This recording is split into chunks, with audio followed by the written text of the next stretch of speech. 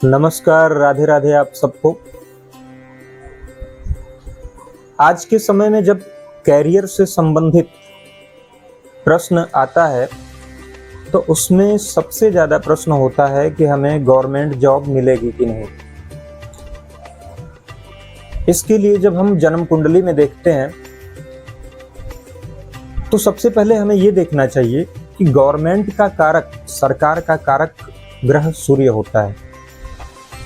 अगर कुंडली में सूर्य की अच्छी स्थिति है, सूर्य मजबूत है, योगकारी स्थिति में है, तो गवर्नमेंट जॉब की पॉसिबिलिटी बहुत अधिक होती है। इसके अलावा भी कुछ बातों पर हमें ध्यान देना चाहिए और उसके लिए किसी योग्य ज्योतिषी के मार्गदर्शन की जरूरत होती है। हमें ये देखना चाहिए कि गवर्नमेंट के क्षेत्र में तो आप प्रयास कर रहे हो, लेकिन आपकी कुंडली किस क्षेत्र में प्रयास करने के लिए निर्देशित कर रही है।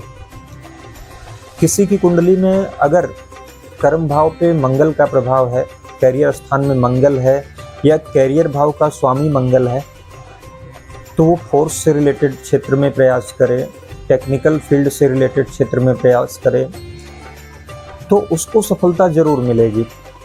किसी की कुंडली में अगर कर्म स्थान का संबंध बुध से बन रहा है, गुरु से बन रहा है, तो उसे शिक्षा से रिलेटेड क्षेत्र में, कॉमर्स से रिलेटेड क्षेत्र में, बैंकिंग से रिलेटेड क्षेत्र में प्रयास करना चाहिए।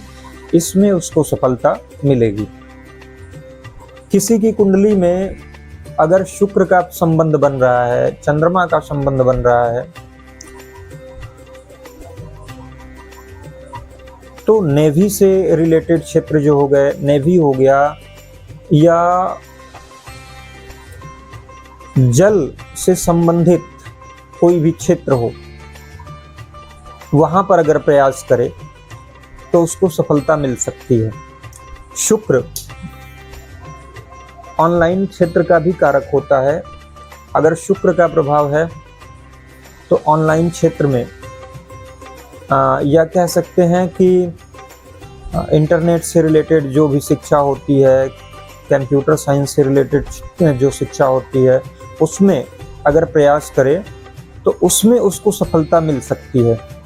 कुछ इसके अलावा एक और बात है कि कुंडली में कर्म स्थान के साथ साथ भाग्य स्थान के स्वामी का भी बलवान होना जरूरी है गवर्नमेंट जॉब के लिए, क्योंकि आप मेहनत कर रहे हो, लेकिन उस मेहनत के साथ में आपका भाग्य कितना सपोर्ट कर रहा है, ये बहुत महत्वपूर्ण है। तो कुंडली में नवम स्थान होता है भाग्य का स्थान और कुंडली में दशम स्थान होता है कर्म का स्थान। तो नवम और दशम ये दोनों भाव मजबूत हैं। इन दोनों भाव के स्वामी मजबूत स्थिति में हो तो सफलता जल्दी मिलती है।